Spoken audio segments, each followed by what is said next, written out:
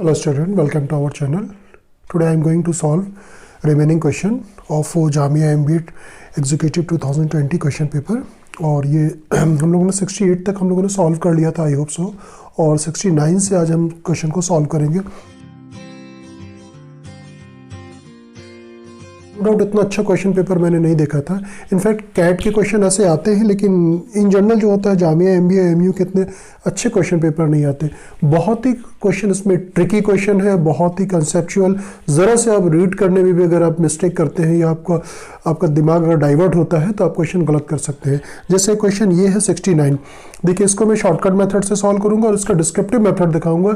इन general जो teacher या student follow करेंगे डिस्क्रिप्टिव मेथड, तो it will take much more time. चलिए पहले हम इसे ऑब्जेक्टिव अप्रोच लगाते हैं। क्वेश्चन को बहुत केयरफुली आप रीड कीजिए। क्वेश्चन में क्या दिया गया है कि 3 नंबर्स x, y, z इस रेशियो में दिया गया है 12, 15, 25। If the sum of the toys these number is 614, the ratio between the difference of yx, we have to find the ratio. किसका रेशियो? yx किसके साथ? And the difference of z and y, z and y इसका है। अब हम इसको directly in place of y, ये x है, ये y है, ये z है, रिमेंबर। तो y के स्पेस पे directly we can write here 15 and x के स्पेस पे we can write here 12 and in place of z we can write here 25 and in place of y we can write 15। तो इसका क्या आ जाएगा? 3 आ जाएगा। इसको सिंप्लीफाई करेंगे यानी कि 3:10। C is right option. देखिए, मैं इसका डिस्क्रिप्टिव मेथड आपको दिखाता हूँ कितना लंबा होगा। देखिए, सेम क्वेश्चन को मैंने सॉल्व किया है। एक्स वाई जेड ये रेशियो में दिया गया है। एक्स की वैल्यू 12 के, 15 के, 25 के, जिसमें कंडीशन दी गई है कि सम को अगर हम ट्वाइस करते हैं वो 614 के बराबर होता है। तो इसको सम करेंगे 52 के, 10 आएगा, फिर के की वैल्यू निकालेंगे। इस के की वैल्यू निकालेंगे, इसको अगर आप सिंप्लीफाई करेंगे तो आप बहुत ज़्यादा टाइम लगेगा, क्योंकि 30752 से आप डिवाइड करेंगे, डेसिमल में वैल्यू मोस्ट प्रोबेबली आएगी। तो इस पूरे कांस्टेंट को हमने k1 मान लिया है। तो x की वैल्यू क्या आ जाएगी? 12 k1, y की वैल्यू 15 k1 और ये 25 k1 आ जाएगी। हमें ये देखिए, अगेन k1 तो कैंसिल होगा ना। जब आपको डिवाइड करना है यहाँ पे, इसको आप केयरफुली देखिए, जब आपको यहाँ पे डिवाइड करना है y minus x, Z minus x, तो क्या करेंगे? k1 k की वैल्यू कुछ भी आती है यहाँ पर, इस k की वैल्यू कुछ भी आती है, उसको हमने k1 अज्यूम कर लिया है, तो कैंसिल ही होना है ना। तो यहाँ पे सब्स्टिट्यूट करने से बेनिफिट्स क्या मिलेगा? फिर देखिए, अगेन 3/10 हुआ, यानी कि 3:10 इसका आंसर हो जाएगा। तो इस तरह से क्वेश्चन को आपको समझना चाहिए कि what we have to find. First of all you should read the question very carefully. Question read करने के बाद देखिए क्या फाइंड करना है। अब फाइंड करना है, हमें डिवाइड करना है, तो डेफिनेटली कांस्टेंट की वैल्यू कुछ भी हो, इस वैल्यू को हमें डिवाइड करके अपना टाइम किल करने की जरूरत नहीं है। This is a very good question. In question का लिंक जो है डिस्क्रिप्शन में दिया गया है, पीडीएफ फॉर्म में आप उसे डाउनलोड कर लीजिए। डाउनलोड करने के बाद मैंने जैसे पहले वीडियो में बताया था इसके पार्ट 1 में, कि आप उस क्वेश्चन को पहले आप खुद से सॉल्व करने की कोशिश कीजिए। वीडियो को पॉज करके देखिए, उसके बाद फिर इसका सोल्यूशन आप देखिए। जैसे ये है Anushka and the Bablu walk around the circular track. इस तरह से कोई एक सर्कुलर ट्रैक है जिस पर इनको मूव करना है। They started 9 AM। 9 AM पे स्टार्ट करते हैं फ्रॉम द सेम पॉइंट, दोनों सेम पॉइंट से स्टार्ट करते हैं इन द अपोजिट डायरेक्शन, मतलब एक इस डायरेक्शन में जा रहा है, दूसरा इस डायरेक्शन में मूव कर रहा है। Anushka and the Bablu walk at the speed of 3 kilometre, Anushka and the Bablu walk at the speed of 3 round पर सेकेंड एंड 5 राउंड। जैसे सपोज कर लीजिए कि इसमें दिया गया है, पहला क्या दिया गया? अनुष्का दिया गया है, दूसरा बबलू। अनुष्का जो है 3 राउंड कंप्लीट करता है और ये कितना?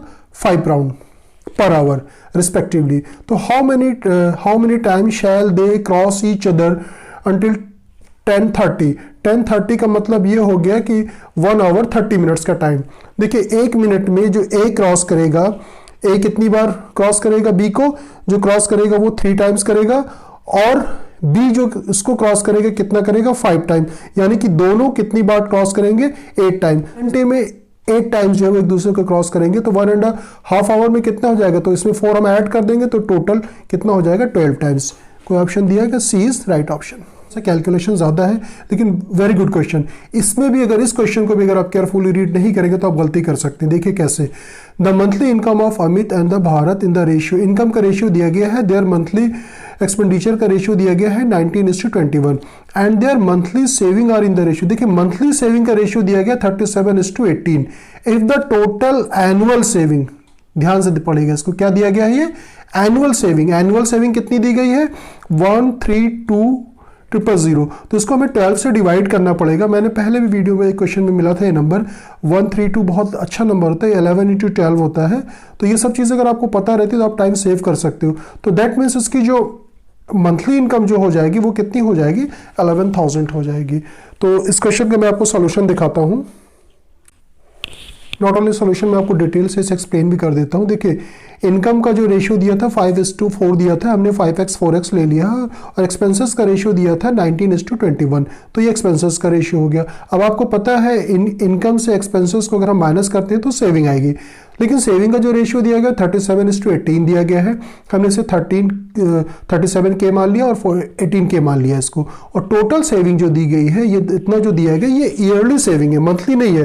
तो हमने 12 से इसको डिवाइड कर दिया है। देखिए ये नंबर क्या होता है? 11 × 12, 12 से 12 कैंसिल हो जाएगा, 55 आएगा इसका सम, और इसको आप डिवाइड करेंगे तो K की वैल्यू हमने फाइंड कर ली, कितनी आई है? 200। अब यहाँ पे हमें सेविंग लिखना है, क्योंकि इनकम से एक्सपेंसेस को माइनस करते हैं तो सेविंग 37 × 200, हमने मल्टीप्लाई नहीं किया यहाँ पे 1800 200। अब देखिए हमें इनफैक्ट वैल्यू जो निकालनी होती है, हम लोग यही सिखाते हैं बच्चे को, आप उसके दूसरे को आप एलिमिनेट कर दीजिए। हमें y को एलिमिनेट करना चाहिए था, लेकिन हम x को एलिमिनेट करना यहाँ पे ज़्यादा आसान है, इसमें से हम x को एलिमिनेट करेंगे। अब हम इसमें 4 से मल्टीप्लाई करेंगे, इसमें 5 से करेंगे। देखिए हमने मल्टीप्लाई नहीं किया। अब ये मानिए कि 4 से पूरे इक्वेशन को आप मल्टीप्लाई कर रहे हैं, 5 को इससे। अब हमें सब्ट्रैक्ट करेंगे तो ये तो कैंसिल आउट हो जाएगा। यहाँ पे क्या आएगा? y हमने कॉमन ले लिया, और आप 5 से मल्टीप्लाई भी कर रहे हैं केयरफुली, तो 105, 19 4 76 हमने कॉमन ले लिया। यहाँ से हमने 200 कॉमन ले लिया, और ये 37 4 से मल्टीप्लाई होगा तो 148, और 18 5 जो हो जाएगा हमारा 90। ये हमने 200 कॉमन ले लिया, इसको सिंप्लीफाई किया। देखिए 29 2 यानी कि y की वैल्यू हमने निकाल ली। y की वैल्यू हमने यहाँ पे पुट कर दिया फर्स्ट इक्वेशन में, 5x दिस। अब यहाँ पे हमने क्या किया है? y के स्पेस पे 400 लिख दिया, इसको दिस। अब देखिए फिर से हमने यहाँ पे मल्टीप्लाई नहीं किया। इन चीज़ों पे आप थोड़ा सा ध्यान दीजिए, बहुत आप टाइम सेव कर सकते हैं अपना। इस क्वेश्चन को भी आप 1 से 1.5 मिनट में आप इजीली सॉल्व कर सकते हैं। 5 से आप थ्रू आउट क्या करेंगे? आप डिवाइड कर देंगे। देखिए 5 से डिवाइड किया, x बचेगा, 5 को 80, 5 से इसको भी डिवाइड कर दिया, 40 हो गया। फिर हम अगेन क्या करेंगे? इसको इधर ट्रांसपोज करेंगे, और हमने क्या कॉमन लिया? हम चाहते तो 40 भी कॉमन ले सकते थे, लेकिन हमने क्या किया? 10 कॉमन लिया। 19 विद दिस, इसको मल्टीप्लाई करेंगे, 37 × 4 ये आ जाएगा, और 19 152, इसको सिंप्लीफाई किया। x की वैल्यू देखिए, अभी x की वैल्यू हमने निकाला है, लेकिन इनकम क्या था? इनकम को जो हम लोगों ने अज्यूम किया था 5x, तो 5 × x, यानी कि इसका जो ऑप्शन आ जाएगा B is right option. I hope आपको समझ में आ गया होगा। 72 क्वेश्चन बेसिकली जो है वेन डायग्राम के कॉन्सेप्ट के ऊपर ये क्वेश्चन पूछा गया है, और सेम इसी कॉन्सेप्ट के ऊपर इसी क्वेश्चन पेपर में मुझे लगता है अराउंड 12 क्वेश्चन पूछा गया है। कि एक क्वेश्चन रीजनिंग में आया है, उसके ऊपर 5 क्वेश्चन बेस्ड है, और एक DI में पूछा गया, और एक ये क्वेश्चन है। तो पहला वीडियो को पॉज करके आप करेक्टली रीड कर लीजिए, फिर मैं आपको बताता हूँ कैसे इसको सिंप्लीफाई करना है। ऑल 3 पेपर्स, देखिए जो तीनों रीड करते हैं हम, ये तीनों का इंटरसेक्शन पार्ट हमारा ये होता है, इसको बीच में हम लिख देंगे 10। 10 लोग ऐसे हैं जो तीनों न्यूज़पेपर रीड करते हैं, times of India, Indian express and ST, तीनों को रीड करते हैं। अब हम 2-2 वाला लें। 20 रीड करते हैं times of India and Indian express, तो टाइम ऑफ इंडिया और इंडियन एक्सप्रेस कितने रीड कर रहे हैं? 20। तो 10 देखें, इन दोनों के कॉमन सर्किल में ऑलरेडी हम ले चुके हैं, तो दैट मीन्स हमें यहाँ पे कितना लिखना पड़ेगा? ओनली 10। आई होप आपका क्लियर हो गया होगा कि देखिए हमने यहाँ से लिया 20 रीड करते हैं times of India and Indian express, तो ये 10 कितना हो गए? 20 हो गए। 18 रीड करते हैं times of India and Hindustan times, तो 10 हम ऑलरेडी पहले ही ले चुके हैं, तो यानी कि इस सर्कल में हमें क्या लेना पड़ेगा? ओनली 8 लेना पड़ेगा। देखिए दोनों का सम कितना हो गया? 18 हो गया। इसमें क्या है कि 24 read Indian express and Hindustan times.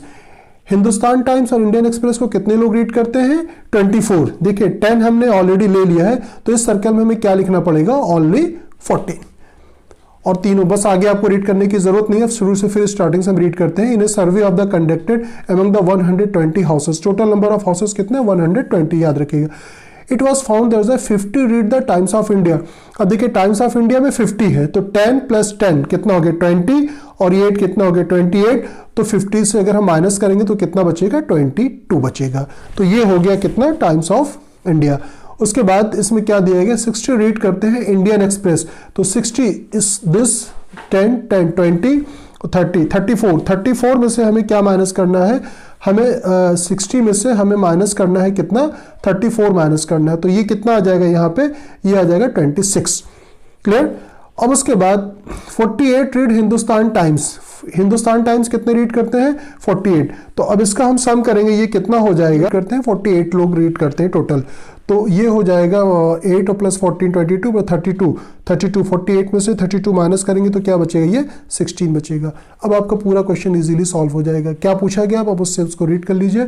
How many read only one newspaper. जो सिर्फ वन न्यूज़पेपर रीड करते हैं वो नंबर हम लोगों को फाइंड आउट करना है। तो वन न्यूज़पेपर रीड करने वाले, that means only times of India 22 और इंडियन एक्सप्रेस 26 और हिंदुस्तान टाइम्स 16। तो ये हो जाएगा कितना, इसको हम सम कर लेते हैं, सम करने से आंसर आ जाएगा 6 और 6 12 प्लस 2 कितना हो जाएगा 14 और 2 2 4 1 5 और 6 64 लोग जो है वो क्या रीड करते हैं, ओनली वन रीड, यानी कि सी इसका राइट ऑप्शन। अलजेब्रा के ऊपर जो बेस क्वेश्चन होते हैं ना बहुत इजी होते हैं, इनफैक्ट कैट में भी जो पूछे जाते हैं क्वेश्चन तो बहुत ज़्यादा टफ नहीं होते, अगर आप उसको थोड़ा सा दिमाग लगाएंगे बहुत इजीली सॉल्व कर सकते हैं। अब देखिए इसमें क्या दिया गया है कि x+4 जो इसका फैक्टर है, तो क्लास 9 में भी जिसने पढ़ा होगा उसको आइडिया होगा, यानी कि x+4 को हम क्या करना है, 0 पुट कर देना है, तो x की वैल्यू क्या आ जाएगी -4। अब x के स्पेस में -4 सिर्फ पुट करना है और ये हो जाएगा ट्वाइस -4 का स्क्वायर प्लस b -4 68 और ये वैल्यू क्या हो जाएगी, 0 के बराबर हो जाती है। अब इसको सिंप्लीफाई करके आपको जो है k की वैल्यू निकालना है, आप इजीली इसे सिंप्लीफाई कर सकते हैं। देखिए मैं आपको सॉल्व करने की भी ट्रिक बता देता हूँ। सॉल्व करने की ट्रिक है, आप या तो 4 का क्यूब करें, देखिए 4 सभी टर्म में कंटेन करता है, 4 से थ्रू आउट डिवाइड कर दीजिए, तो माइनस के ऊपर तो ऑड पावर है तो माइनस आएगा और 4 की पावर 2 बचेगी, यानी कि 16 हो जाएगा और यहाँ पे 4 की पावर 1 बचेगी और ये माइनस के ऊपर इवन पावर है तो प्लस हो जाएगा, तो ये क्या आ जाएगा 8 आ जाएगा। 4 से आपने डिवाइड कर दिया तो यहाँ क्या बचेगा -b और 17 4 यानी कि यहाँ पे 17 बचेगा 0। देखिए आपको क्यूब नहीं करना पड़ा, अब बच गए। b को इधर ट्रांसपोज कर लेंगे, that means b is positive, इसको हम सिंप्लीफाई कर लेंगे, सिंप्लीफाई करने के बाद ये इसको सिंप्लीफाई करेंगे तो 1 आ जाएगा, यानी कि 9। b की वैल्यू क्या होगी 9। Simple question, best question. First video में मैंने आप लोगों से जो एक बात शेयर की थी याद है, दैट मीन्स आपको किसी भी कीमत पे नर्वस नहीं होना, एग्जामिनेशन हॉल में पेशेंस के साथ करना है, क्वेश्चन को केयरफुली रीड करना है। अब देखिए बहुत सारे क्वेश्चन इस पेपर में ऐसे मिले कि जिसको अगर हम ज़रा से रीड करने में भी गलती करते मेरा आंसर गलत हो सकता था, तो आपको पेशेंस रखना है। नेक्स्ट क्वेश्चन जो है 74। अब देखिए इसका कॉन्सेप्ट आपको पता होना चाहिए। एवरेज स्पीड का क्या फार्मूला होता है, total distance upon total time. देखिए कॉन्सेप्ट आना बहुत ज़रूरी है, इसका शॉर्टकट भी मैं बता चुका हूँ पहले। इक्विलेटरल ट्रायंगल अगर आपको दिया गया है और इसको x स्पीड से कवर करता है, इसको y, इसको z, तो अब यहाँ पे एवरेज स्पीड जो होती है मैंने आपको बताया था 3xyz और divided by xy yz and zx। ये उस केस में इस फार्मूले को हम यूज़ कर सकते हैं कि जब हमारा ये तीनों साइड बराबर इक्विलेटरल ट्रायंगल हो या सक्सेसिवली 3 किलोमीटर इस तरह से कवर करता है, तब हम यूज़ कर सकते हैं। लेकिन यहाँ पे देखिए केस क्या है, टोटल डिस्टेंस हमें निकालनी। टोटल डिस्टेंस क्या हो जाएगी, पहले डिस्टेंस वो कवर करता है 12 किलोमीटर, नेक्स्ट कवर करता है वो 36 किलोमीटर, उसके बाद जो कवर करता है वो 32। तो उसके बाद हमें टाइम निकालना है। टाइम हम कैसे निकालते हैं, 12 किलोमीटर किस स्पीड से कवर कर रहा है, 12 किलोमीटर जो स्पीड कवर कर रहा है वो 6 और 36 जो कवर कर रहा है वो 9 की स्पीड से कवर कर रहा है और 32 कर रहा है वो किसकी स्पीड से कर रहा है, 4 की स्पीड से। यहाँ पे फिर से अगेन आपको सम नहीं करना है, पहला काम कीजिए जो कॉमन हो रहा है आप कॉमन ले सकते हैं। 4 कॉमन हो रहा है, 4 कॉमन ले लीजिए, 3 9 और 8 4 यानी कि 8 कॉमन हो। अब यहाँ से आप क्या कॉमन ले सकते हैं, अगर ये कैंसिल हो रहा है तो आप इसे कैंसिल कर सकते हैं, तो यहाँ पे 2 आएगा और यहाँ पे 4 आ जाएगा और यहाँ पे 8 आ जाएगा, तो 2 हम कॉमन ले लेंगे, तो यहाँ पे क्या बचेगा 1 + 2 + और 4 ये बचेगा, तो ये 2 हो जाएगा। कैंसिल करने के बाद इसका आप सम कर लीजिए, सम करने के बाद कितना आएगा, ये आ जाएगा, ये तो 2 रहेगा और इसको जब आप सम करेंगे 9 और 8 कितना 17 20 आ जाएगा ये, और डिवाइडेड बाई कितना हो जाएगा 4 + 2 6 + 1 क्या आ जाएगा, ये आ जाएगा 7, यानी कि 40/7। इसको सिंप्लीफाई कर लीजिएगा तो ये 5.71 किलोमीटर पर आवर। तो इसमें कोई ऑप्शन दिया गया है 5.71, C is right option. Way of solving आपका बेटर होना चाहिए। नेक्स्ट क्वेश्चन प्रोबेबिलिटी का है, ये थोड़ा सा डिफरेंट क्वेश्चन है। जिन लोगों ने 11 12 में मैथमेटिक्स पढ़ी हुई उनके लिए आसान है, और जिन लोगों ने नहीं भी पढ़ी मैं बहुत सिंपल से ट्रिक बता देता हूँ, आसानी के साथ कर सकते हैं। इसमें डिफरेंस हम कैसे पहचानते हैं कि ये 11 का क्वेश्चन है, 11 12 का है या 10 का। देखिए मैं बताता हूँ। In a box there are 8 yellow balls. 8 yellow balls कितने हैं, येलो बॉल्स हैं वो 8 हैं और जो ब्लैक बॉल है वो कितने हैं 4 है। If 3 balls are drawn at random, देखिए अगर 1 बॉल ड्रॉ करता तब तो कोई इशू नहीं था, लेकिन यहाँ पे कितनी बॉल ड्रॉ कर रहा है 3, तब हमें कॉम्बिनेशन वाला फॉर्मूला यूज करना पड़ रहा है NCR। तो if 3 balls are drawn at random what is the probability, जब हमें प्रोबेबिलिटी निकालना होता है तब हम क्या करते हैं, हमें टोटल से डिवाइड करना पड़ता है। टोटल क्या है, 3 बॉल ड्रॉ किया जा रहा है, टोटल बॉल कितनी हो जाएगी, टोटल बॉल यहाँ पे कितनी है 12, दैट मीन्स हमें 12 बॉल से सेलेक्ट करना है 3 बॉल्स, तो ये क्या हो जाएगा 12C3। अब हमें किस चीज की प्रोबेबिलिटी फाइंड करनी है, if 3 balls are drawn at random what is the probability that 2 और येलो से हमें 2 सेलेक्ट करना है, दैट मीन 8C2 इनटू, और ब्लू बॉल्स सॉरी ब्लैक से कितनी सेलेक्ट करनी है, ब्लैक से हमें कितनी 1 बॉल सेलेक्ट करनी है, तो ये हो जाएगा 4C1। अब देखिए कुछ चीजें अगर आपको पता होगी तो क्वेश्चन बहुत आसानी से सॉल्व कर सकते हैं।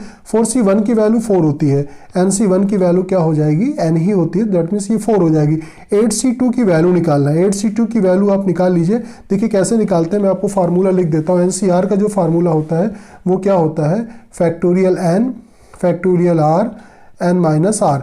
अगर देखिए अब मुझे फाइंड करना है 8C2 फाइंड करना है, तो किसके बराबर होगा, फैक्टोरियल 8 फैक्टोरियल 2, 8 से 2 जाएगा तो क्या बचेगा फैक्टोरियल 6, और इसे हम क्या लिख सकते हैं 8 इंटू 7 इंटू 6, फैक्टोरियल कट हो जाएगा 2, यानी कि ये जो बचेगा हमारा 8 इंटू 7 डिवाइडेड बाई 2, और इसकी 12C3 की जो वैल्यू निकालनी है तो ये क्या हो जाएगा 12 इंटू फिर क्या होगा 12 इंटू 11 इंटू 10 इंटू 9, देखिए नीचे क्या आएगा 8 आएगा, 8 फैक्टोरियल तक कैंसिल हो जाएगा और ये बचेगा हमारा फैक्टोरियल 3 का मतलब फैक्टोरियल 3 होता है 3 इंटू 2 यानी कि 6 के बराबर होता है। इसी को आपको बस सिंप्लीफाई कर लेना है, ये आ जाएगा 4 तो ऊपर क्या आएगा 4 इंटू 7 इंटू 4, और इसको हम यहीं पे सिंप्लीफाई कर लेते हैं, ये हो जाएगा 3 4 और ये हो जाएगा, इसको हम कर दें 5 तो नीचे क्या बचेगा हमारा, नीचे जो हमारा नंबर आएगा वो बचेगा 4 इंटू 11 इंटू 5। अब इसी को हमें सिंप्लीफाई कर लेना, 4 से 4 अगेन फिर यहाँ भी कैंसिल हो जाएगा, तो ऊपर जो बचेगा 28, नीचे बचेगा कितना 55। Is there any option. Next 76 question, very easy question, percent का कॉन्सेप्ट लगा के करेंगे, बहुत आसान है।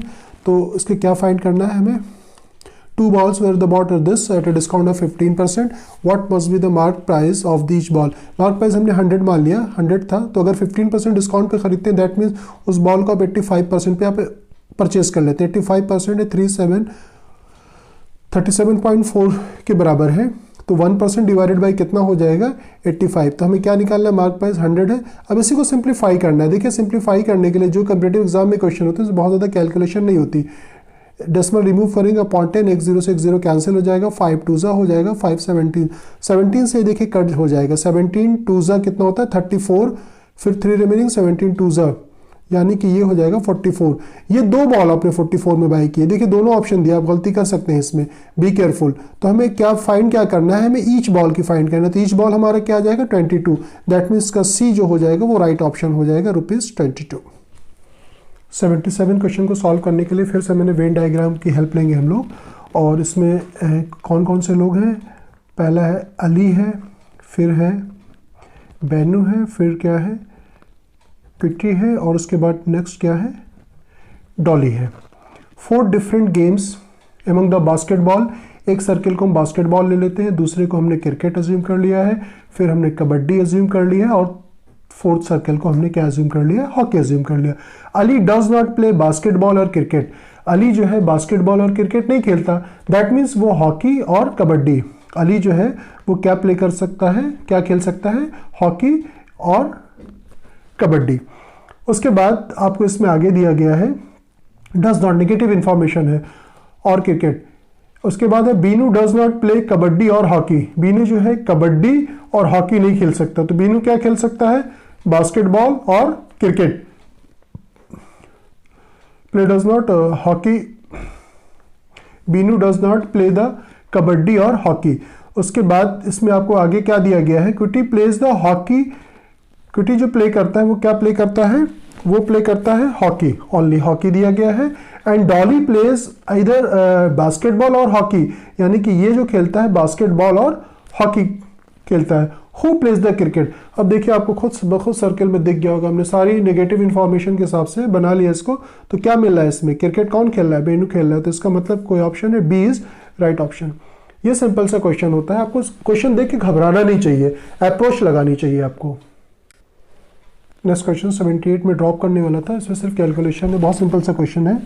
देखिए इसमें जो है आपको दिया गया है इन ए कोड लैंग्वेज फ्राइटन्स को ये कोड किया गया है। अब हमने इसकी क्या किया है, वैल्यू ले ली गई है, F6 प्लेस पे होता है, EJOTY याद रखिए, EJOTY।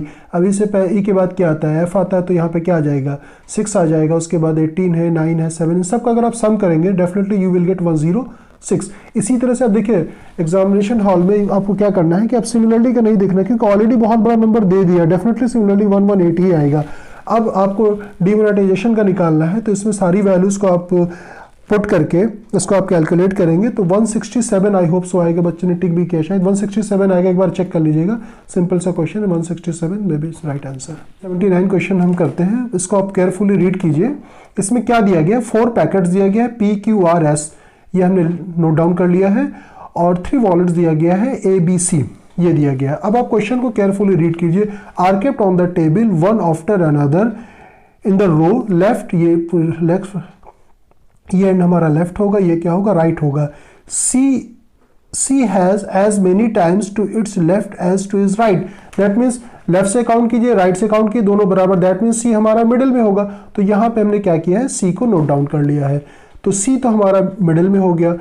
अब चलिए अब क्या हो सकता है, या तो ए इस साइड आएगा या तो बी इस साइड आएगा। अब इसे हम रीड करते हैं। No packet at is the extreme end, यानी कि कोई भी पैकेट, यानी कि यहाँ पे हमारा PQRS नहीं आ सकता, तो दैट मीन्स हमारा यहाँ पे ए होगा, तो यहाँ पे इस वाले एंड पे क्या होगा, इस वाले एंड पे बी होगा। और ये भी हो सकती है पॉसिबिलिटीज कि यहाँ पे बी आ सकता है, यहाँ पे ए आ सकता है। उसके बाद हम इसको रीड करते हैं carefully. Packet P is kept to the immediate left of the packet R, ठीक है। पैकेट जैसे कि अगर हम पैकेट P को यहां लेते हैं तो इसका मतलब पैकेट R हमारा क्या होना चाहिए, यहां होना चाहिए। क्यों होना चाहिए, क्योंकि पैकेट P केप्ट और the immediately left of packet R है, R का राइट इधर होगा, लेफ्ट इधर होगा, तो P की पोजीशन क्या होगी, यहां पे होगी। उसका packet P is to the immediate right of the wallet A। अब देखिए यहाँ पे दैट मीन्स वॉलेट हमारा A यहाँ होना चाहिए, इसका राइट यहीं पे होगा, तो ये सिचुएशन क्या हो जाएगी, कैंसिल हो जाएगी, नहीं हो सकती, ठीक है। इमीडिएट लेफ्ट ऑफ राइट पूछा, what is the kept of the third from the left hand, left hand से थर्ड पे क्या होगा, first second third, that means R, तो इसका आंसर क्या हो जाएगा, सी इज राइट ऑप्शन। स्टूडेंट ने सी पे टिक किया, उसका सही हो गया होगा। इस टाइप के क्वेश्चन क्या प्रैक्टिस कर लीजिएगा, मैंने मॉक टेस्ट 5 में दिया भी था इस तरह के क्वेश्चन, और ये पूछा जाता है, 2-3 बार पूछा गया है। Find the number of 7 in the given series that are the followed by, carefully read कीजिएगा, followed by an even number, followed by an even number but are not preceded by the prime number. देखिए पहले ये decide कर लीजिए किस तरह के 7 को हम लोगों को काउंट करना है। इस तरह के 7 को काउंट करना है, given followed by an even number, इसके पहले इवन नंबर होना चाहिए, यानी कि 2 हो, 4 हो, 6 हो, 8 हो, इस तरह का कोई भी नंबर होने चाहिए, ये सिचुएशन चाहिए। Followed by an even number but not preceded by prime numbers, यानी कि यहां पर हमारा 2, 3, 5, 7, 9 तो नहीं होगा, 2, 3, 7 ये नंबर हमारे नहीं होने चाहिए। तो इस तरह की सिचुएशन आपको सर्च करना है। जैसे फर्स्ट 7 हमारा क्या है, ये फॉलोड बाय तो क्या कर रहा है इवन, लेकिन इसके पहले क्या आ रहा है हमारा प्राइम, छोड़ देंगे। नेक्स्ट 7 हम काउंट करेंगे, ये भी नहीं होगा। नेक्स्ट 7 हमारा 1 आ रहा है, इसको भी छोड़ देंगे, ये 7 भी नहीं होगा। ये 7 क्या है, फॉलोड बाय की इवन नंबर है, और प्रीसीडेड बाय भी हमारा क्या है, कोई कंपोजिट नंबर है, तो दैट मीन्स 1, तो इसका आंसर क्या हो जाएगा 1। ये क्वेश्चन भी सही किया इस बंदे ने। परसेंटेज प्रॉफिट एंड लॉस के क्वेश्चन बहुत सिंपल से होते हैं, ज़्यादा कुछ करना नहीं होता है। Man bot and the horse and the carriage, कितने बाई करता है दोनों को, 3000 में। किसकी फाइंड करना है, find the cost of the horse, तो हॉर्स की जो हम कॉस्ट है उसको x एज्यूम कर लेंगे, कैरियज की जो कॉस्ट हो जाएगी वो कितनी हो जाएगी, 3000 माइनस x हो जाएगी, ये हमने मान लिया। ही sold the horse at the gain of 20%, 20% gain का मतलब हो गया कि 120/100 पे इसको बेचता है। और नेक्स्ट क्या है, and the carriage at a loss of 10%, यानी कि उसको 90% पे सेल आउट कर देता है। और here by gain the 2% on the whole, 2% जो गेन करता है कितना, यानी कि ये इन दोनों का सम अगर मैं मिला लूँ तो कितना है 3000 का 2%, यानी कि 102/100। अब हमें देखिए यहाँ पे कट नहीं करना है 100 को, 100 से थ्रू आउट हम क्या करेंगे, मल्टीप्लाई कर देंगे। तो ये हमारा कितना हो जाएगा 120x, और 90 से मल्टीप्लाई करेंगे तो 90x, और ये आ जाएगा हमारे पास 3000 इंटू 90। उसके बाद क्या होगा, ये आएगा 3000 इंटू 102। बस इसी को आप सिंप्लीफाई कर लीजिए, आंसर आ जाएगा। देखिए सॉल्विंग मेथड आपका बेटर होना चाहिए, नहीं तो आपको बहुत टाइम ले लेंगे आप। ये हो जाएगा 30x, और इसको हम क्या करेंगे, ये आ जाएगा हमारा 3000 इंटू 102। इसको इधर ट्रांसपोज करेंगे तो कितना हो जाएगा 3000 इंटू 90। अब हम क्या करेंगे 30 से डिवाइड कर देंगे थ्रू आउट। 30 से जब आप इसको डिवाइड करेंगे तो यहाँ पे क्या आ जाएगा 100, और यहाँ पे क्या बचेगा 102। 30 से आप इसको डिवाइड करेंगे तो ये भी क्या बचेगा हमारा 100 इंटू 90। इसी को सिंप्लीफाई कर लेना, 100 हम कॉमन ले सकते हैं, 102 में से 90 जाएगा तो कितना बचेगा हमारा 12 बचेगा। तो ये कितना हो जाएगा 1200 x की वैल्यू है। जो मैंने चेक किया बहुत छोटी छोटी गलतियाँ बहुत हुई हैं, तो आपको कॉमन सेंस यूज़ करके ऑप्शन पे टिक करना चाहिए।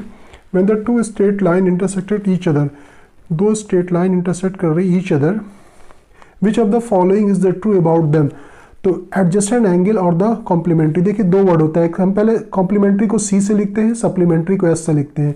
पहले 90 आता है तो कॉम्प्लीमेंट्री का सम 90 होता है, सप्लीमेंट्री का सम क्या होता है 180 होता है। तो कॉम्प्लीमेंट्री तो होंगे नहीं, पहला ऑप्शन नहीं हो सकता है। एडजेसेंट एंगल और सप्लीमेंट्री, एडजेसेंट मतलब जो कॉमन ऑर्ग से जुड़े हुए एंगल होते हैं, तो ये डेफिनेटली सप्लीमेंट्री होंगे, यानी कि बी हमारा ऑप्शन सही होगा।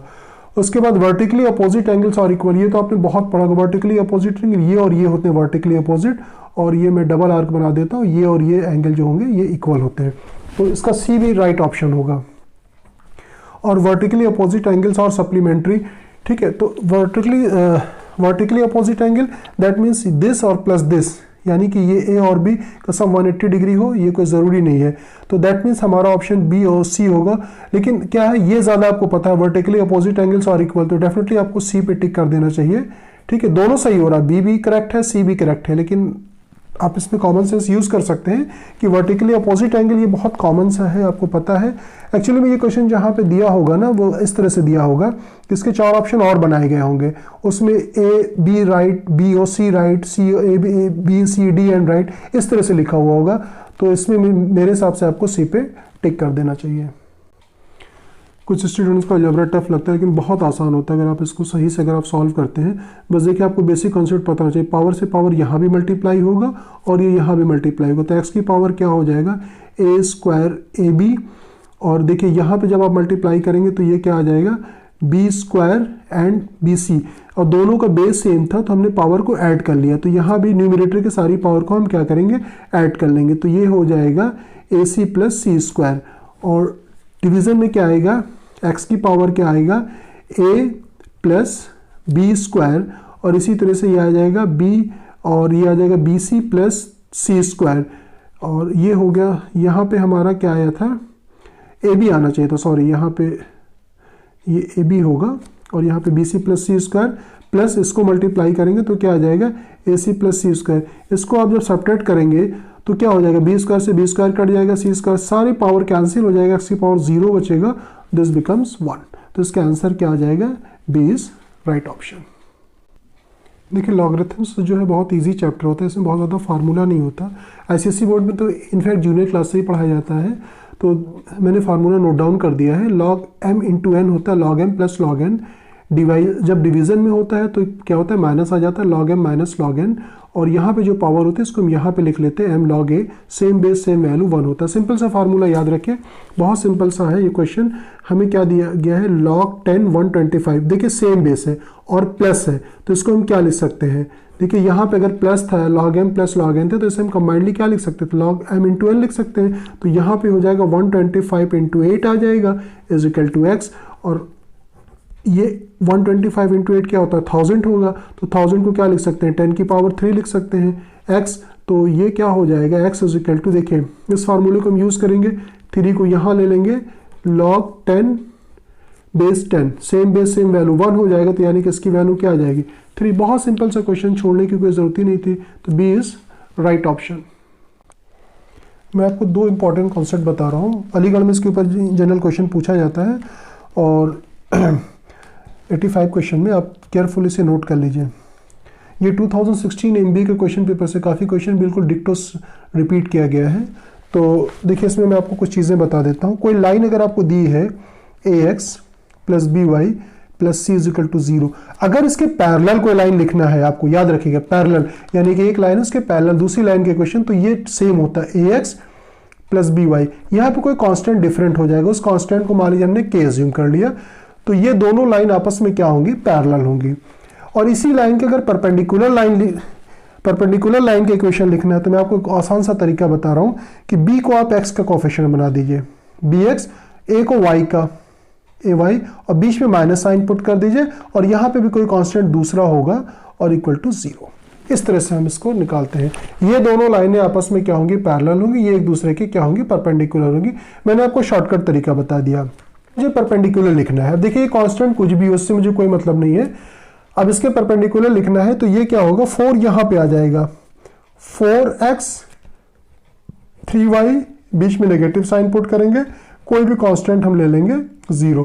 अब उस कांस्टेंट की वैल्यू हम कहां से निकालते हैं, जो कंडीशन दी रहती है, passes through the point 1 1, x के स्पेस पे 1 रखेंगे, y के स्पेस पे 1 रखेंगे, तो यहां से सिंप्लीफाई कर लेंगे तो k की वैल्यू क्या आ जाएगी, -1। इसको सिंप्लीफाई करने के बाद दैट मीन्स इसके परपेंडिकुलर लाइन का इक्वेशन क्या हो जाएगा, ये होगा इसके परपेंडिकुलर लाइन का इक्वेशन क्या हो जाएगा, 4x - 3y, k के स्पेस पे -1 रखेंगे, 0। दैट मीन्स ये लाइन और ये लाइन दोनों क्या होंगी, आपस में परपेंडिकुलर होगी। कोई ऑप्शन है इसमें, 4x - 3y - 1 = 0, A is right option. इसका ये गलत हो गया इस बच्चे का, A is right option. 86 question definitely मैंने कहीं सॉल्व किया, मुझे ध्यान नहीं आ रहा है, लेकिन इस क्वेश्चन में भी मुझे जरा से प्रॉब्लम लग रही है। प्रॉब्लम ये है कि ये 2.7 दिया गया है, a dealer sold an article at a loss of 2.7। देखिए एक लाइन ड्रॉ कर लिया कीजिए, जो इनिशियल वैल्यू यहाँ पे है 2.5% लॉस पे बेच रहा है, 2.5% लॉसेस साइड, ठीक है। इफ ही सोल्ड इट 100 मोर, अगर 100 रुपीज ज्यादा ले लेता है, इस तरह के क्वेश्चन कई हमारे असाइनमेंट में 100 मोर पे बेच देता है, तो क्या होता है, he would have the gain 7%। ये इनफैक्ट मेरे हिसाब से जहां तक मुझे ध्यान में आ रहा है 7.5 है ये, चलिए इसके हिसाब से अगर हम 7 ले लेते हैं यहाँ पे, ये 7%। तो इफ ही अब दैट मीन्स पहले अब यहाँ से हम देख लेते हैं, 2.5 से अगर आप 7 पे आते हैं तो कितना आ जाएगा, ये आ जाएगा 9.5। 9.5% जो है वो किसके बराबर है, 100 डिवाइडेड बाई कितना हो जाएगा, 9.5। क्या फाइंड करना है हमें, if he has to gain 12.5%, that means 100 में 12.5 और हम अगर ऐड कर देंगे तो कितना आ जाएगा, ये आ जाएगा 112.5। ये वैल्यू निकालनी है, लेकिन आप इसे कैलकुलेट करेंगे, एक एक प्लेस पे डेसिमल है, पहले बात हम डेसिमल इसके रिमूव कर देंगे, 100 × 1125 डिवाइडेड बाई 95। इसको अगर आप सिंप्लीफाई करेंगे तो आपको एग्जैक्ट आंसर नहीं मिलेगा, आप करके देख लीजिएगा। अगर 95 से डिवाइड करेंगे, मैंने किया था शायद 1184 आएगा ये, तो ये इस तरह का कोई ऑप्शन इसमें दिया नहीं है, नियर टू दिस हो सकता है, ठीक है। लेकिन अगर 7.5 लेंगे तो आंसर हमारा क्या आ जाएगा, 7 पॉइंट अगर हम 5 लेते हैं तो ये डिफरेंट 10 का आ जाएगा, तो यानी कि कैंसिल हो जाएगा, तब इसका आंसर 1125 आ जाएगा। तो 1125 भी नहीं दिया गया है, 1125 के नियर भी नहीं दिया गया है, तो इसका आप आंसर चूज कर सकते हैं। तो हम नियर अगर हम लगाते हैं तो ये ऑप्शन हमारा सी इसका राइट ऑप्शन होगा। नेक्स्ट क्वेश्चन देखिए, मैंने आपसे कहा था छोटी छोटी गलतियां हुई है, ये इनफैक्ट टाइपिंग मिस्टेक हो जाती है, लेकिन आपको कॉमन सेंस यूज करना चाहिए। A cube of side 6 metre cut into the 3 equal pieces of 2, ये सेंटीमीटर नहीं, ये भी मीटर होगा each. The number of cubes, देखिए इस तरह से कभी भी नंबर निकालना हो तो जो बड़े वाले क्यूब का उसका वॉल्यूम निकाल लीजिए। क्यूब का वॉल्यूम क्या होता है, क्यूब का वॉल्यूम होता है साइड क्यूब, यानी कि आपको क्या करना है, 6⁻3 इसको छोटे वाले के वॉल्यूम से हमें क्या करना है, डिवाइड करना है। तो इसकी साइड क्या है, 2 है, तो ये हो जाएगा 2 का क्यूब। तो इसे हम क्या लिख सकते हैं, 6/2 का क्यूब, तो ये आ जाएगा 3 का क्यूब कितना होता है, 27। Is there any option, C is right option. Jamia के सिलेबस में इनइक्वालिटी चैप्टर दिया गया, इसको कर लेना चाहिए, बहुत सिंपल सा होता है। इस टॉपिक से कैट में भी क्वेश्चन पूछा जाता है। देखिए इसमें क्या दिया गया है, if x is greater than equal to 2 और लेस देन इक्वल टू 5। तो देखिए अगर आपको कोई अगर x इज इक्वल टू मान लीजिए 2 दिया गया, तो इसका क्या मतलब होता है, 1 और 2 पे एक लाइन होगी पैरेलल टू y एक्सिस। तो अगर हम x इक्वल टू 2 ड्रॉ करते हैं तो यहाँ पर एक लाइन होगी जो कि पैरेलल टू क्या होगी, y एक्सिस। तो एक ये लाइन हमने ड्रॉ कर ली जो 2 से पास हो रही है, दिस ये हो गया x इक्वल टू 2। दूसरा क्या है, x की वैल्यू लेस देन 5 है, तो 2 3 4 5 यहाँ पे एक लाइन होगी जो x इक्वल टू क्या होगा 5 पे हमने एक लाइन ड्रॉ कर ली। दूसरा है y is greater then -1, y is greater then -1 यानी कि 1 ये ओरिजिन है, नीचे नेगेटिव होता है, तो यहाँ पे एक लाइन हम ड्रॉ कर सकते हैं जो कि y इज इक्वल टू क्या हो जाएगा -1, और y की वैल्यू 3 1 2 3 यहाँ पे ले लेते हैं इसको, और मैं एनहांस कर देता हूँ, यहाँ पे एक ये हो गया y इज इक्वल टू 3। अब देखिए इनइक्वालिटीज का क्या मतलब होता है, x की वैल्यू जो है वो 2 से बड़ी है, तो यानी कि इस साइड पूरा शेड होगा, ये लुक ये पूरा एरिया, और 5 से छोटी तो इधर शेड करेंगे, ये पूरा एरिया आ जाएगा, और y की वैल्यू -1 से बड़ी है तो ये पूरा एरिया शेड हो जाएगा, और y की वैल्यू 3 से छोटी है तो यानी कि इनसाइड, यानी कि ये जो एरिया हमारा शेडेड पोर्शन बनेगा, इसका पूछा है the area represented by the reason bounded by these equations is, क्या होगा, ये जो इक्वेशंस हम लोगों ने लाइन ड्रॉ की है इसका जो बाउंडेड एरिया होगा ये होगा, इसका मुझे निकालना है। तो एरिया निकालने के लिए आपको क्या रिक्वायरमेंट होती है, एरिया के लिए आपको लेंथ और ब्रेथ चाहिए होता है, तो इस रेक्टेंगल की लेंथ क्या हो जाएगी, देखिए ये यहाँ से यहाँ तक 5 है, ये 2 है, माइनस कर देंगे तो क्या हो जाएगी 3, और इसको अगर मुझे निकालना है ब्रेथ को तो क्या हो जाएगा, ये नीचे कितना है, साइड कभी नेगेटिव नहीं होती तो उसे हम क्या ले लेंगे 1, और ये ऊपर कितना है 3 3 × 4 यानी कि 4 3 12 स्क्वायर यूनिट। कोई दिया option B is right option. Algebraic identities आपको पता होनी चाहिए, इसके ऊपर बहुत सिंपल से क्वेश्चन आते हैं। देखिए जैसे 89 क्वेश्चन बहुत सिंपल सा है, इसे हम लिख सकते हैं 2b का होल स्क्वायर और +1/b का होल स्क्वायर। देखिए हमें a स्क्वायर मिल गया, b स्क्वायर मिल गया, अब हमें क्या चाहिए, ट्वाइस ab चाहिए, ट्वाइस a की वैल्यू क्या ले लिया हमने 2b ले लिया, और यहाँ पे हमने क्या ले लिया b ले लिया। देखिए ये कैंसिल हो जाएगा, दैट मीन्स हमने 4 ऐड कर दिया, 2 2 4, तो 4 हमें सब्ट्रैक्ट भी कर देना चाहिए, इज इक्वल टू 2। अब क्या होगा, ये हमने ऐसा क्यों किया मैं आपको बता रहा हूँ, ये हो जाएगा 2b और +1/b का होल स्क्वायर बनेगा, इसका स्क्वायर ये, इसका स्क्वायर ये, दोनों को मल्टीप्लाई करके 2 टाइम्स करेंगे ये, और 4 + 2 ये क्या आ जाएगा 6, यानी कि हमने वैल्यू निकाल ली 2b +1/b की वैल्यू, स्क्वायर रिमूव करेंगे रूट लगेगा, तो यहाँ पे प्लस माइनस बोथ लेना चाहिए, हम पॉजिटिव वैल्यू ले रहे हैं, तो यहाँ पे क्या आ जाएगा √6 आ जाएगा।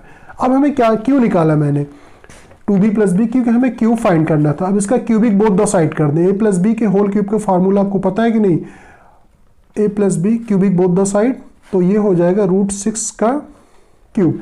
a + b का होल क्यूब का फार्मूला क्या होता है, अब ध्यान से देख लीजिए, a क्यूब 2b का क्यूब करेंगे 2 2 4 2 8, 8b क्यूब और b cube plus thrice ab, यानी कि a क्या है हमारा 2b है, ab 3ab, a + b यानी कि 2b +1/b, और ये हम इसको इसका क्यूब करेंगे तो कितना हो जाएगा 6 √6।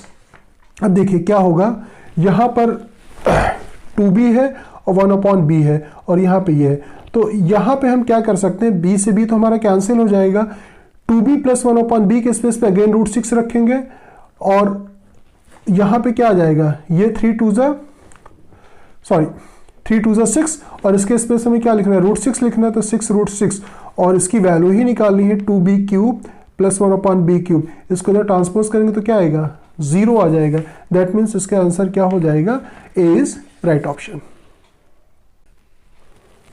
नेक्स्ट क्वेश्चन 90 जो है सेट थ्योरी से लिया गया है, और सेट थ्योरी के क्वेश्चन इनफैक्ट एमयू में भी पूछा जाता है।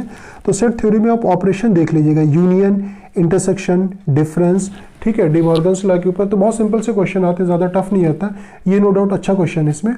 इसमें A union B, union A intersection B किसके बराबर दिया गया, ए यूनियन बी के बराबर दिया गया। Consider the following, A is the proper set. Proper set में आपको बता दूं होता क्या है, जैसे मैं आपको एग्जांपल लेके समझा रहा हूँ, इसमें एलिमेंट हमने ले लिया 1 और 2, और बी में हमें एलिमेंट कंसीडर कर लेते हैं 1 2 और 3। एलिमेंट हमने कंसीडर किया 1 2, एटलीस्ट 1 एलिमेंट जो होना चाहिए बी केस में होने चाहिए, तो वो क्या कहलाएगा, प्रॉपर सबसेट ऑफ बी कहलाएगा। तो इसको इस तरह से लिखते हैं, तो इसमें A is the proper subset of B, B is the proper subset of A. आपको अगर जैसे मान लीजिए रूल्स नहीं पता है तो कुछ वैल्यू को कंसीडर करके आप देख सकते हैं, आपका आंसर डेफिनेटली निकल आएगा। इसका सी क्या हो जाएगा, right answer. Is equal to this, piecewise divided, X की वैल्यू लेस देन 0 होगी तो ये हम लेंगे, और एक्स की value greater than equal to 0 होगी तो इस वैल्यू को हम कंसीडर करेंगे। हमें क्या निकालना है, हमें एफ ऑफ -3 निकालना है। एक्स को क्या लिया है, -3, -3 क्या होता है, लेस देन 0 होता है। दैट मीन्स हमें क्या करना है, ये वैल्यू कंसीडर करनी है, और एक्स के स्पेस पे हमें क्या लिखना है, -3। तो इसी को सिंप्लीफाई कर लीजिए तो आंसर क्या आ जाएगा, 6। इनको टफ नहीं बनाए, ये सभी नंबर 13 का मल्टीपल्स दे दिया गया है। आप इसको चाहे तो आप सबको जो है, जैसे ये आपका 17 ऊपर 2 से मल्टीप्लाई कर दीजिए, नीचे 2 से। क्यों ऐसा कर रहे हैं, देखिए डिनोमिनेटर बराबर हो जाएगा। मैंने 4 वेज बताए थे कंपेयर करने का, सबसे इजीएस्ट वे था जो क्रॉस मल्टीप्लाई, इसको यहाँ मल्टीप्लाई करके इसको यहाँ, लेकिन इससे भी आसान तरीका ये हो जाएगा।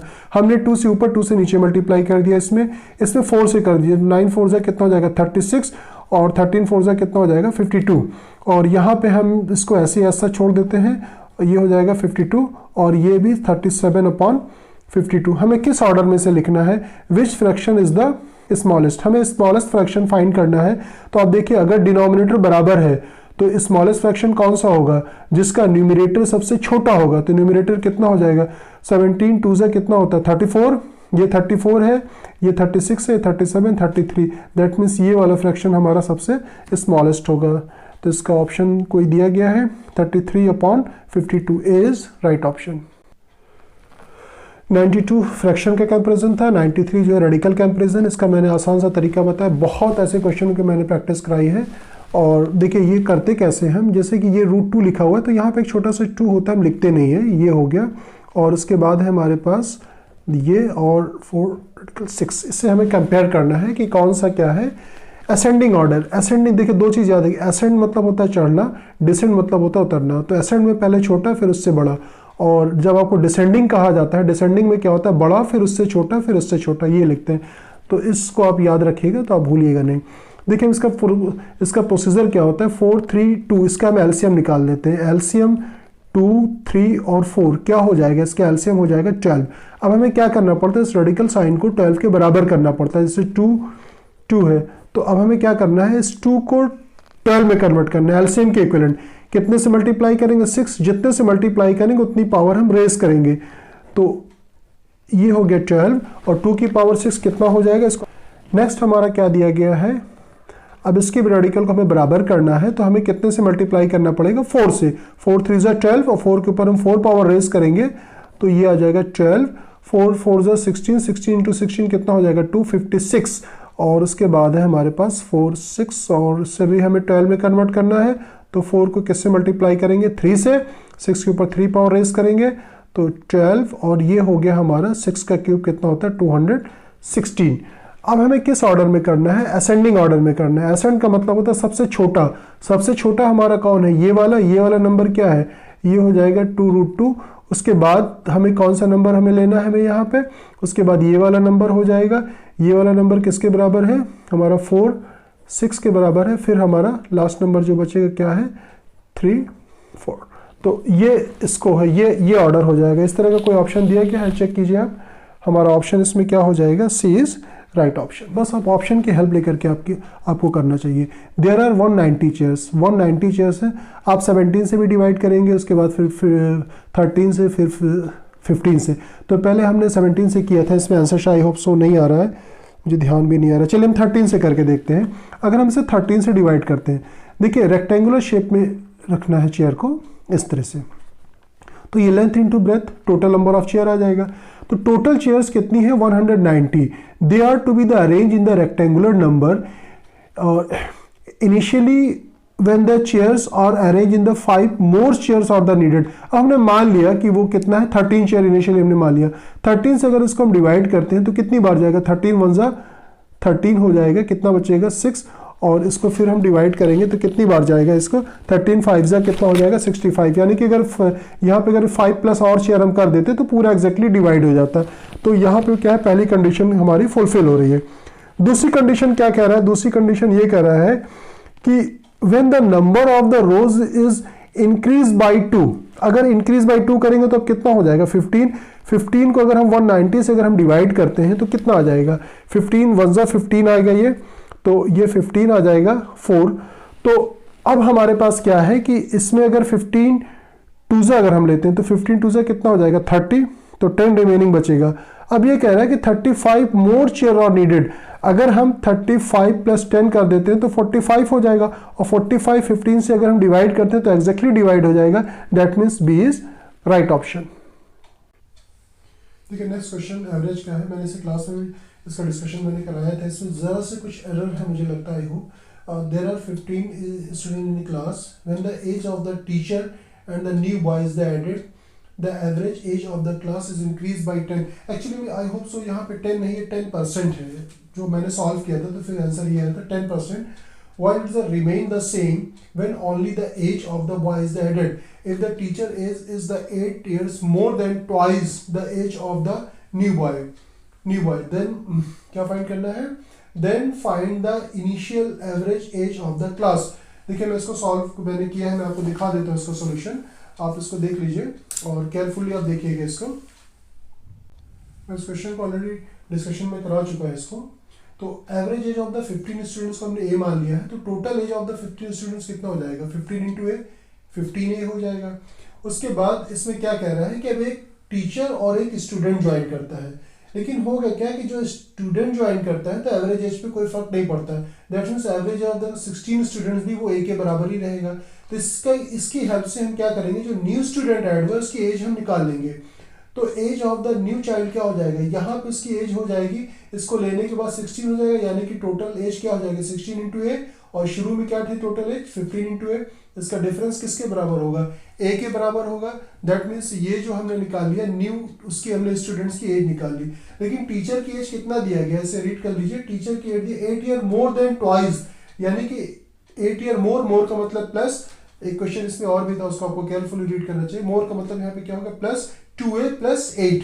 तो ये आ गई, हमने टीचर की एज भी फाइंड कर ली, न्यू स्टूडेंट की एज ऑलरेडी फाइंड कर ली। फिर से मैं एक्सप्लेन करता हूँ। अब एवरेज क्या हो जाएगा, 15 स्टूडेंट ऑलरेडी थे, 15a टोटल हमारे पास थे, तो 15a plus teacher plus student 17 हो गए, और इसका डिफरेंस a से अगर करते हैं तो 10% ऑफ a आ जाता है। बस इसी को आपको सिंप्लीफाई कर लेना है, बहुत आसानी से सिंप्लीफाई हो जाएगा। एलसीएम ले लेना है और इसको आप सिंप्लीफाई कर सकते हैं। तो a की जो वैल्यू हो जाएगी क्या हो जाएगी, 11.43 के बराबर आएगी।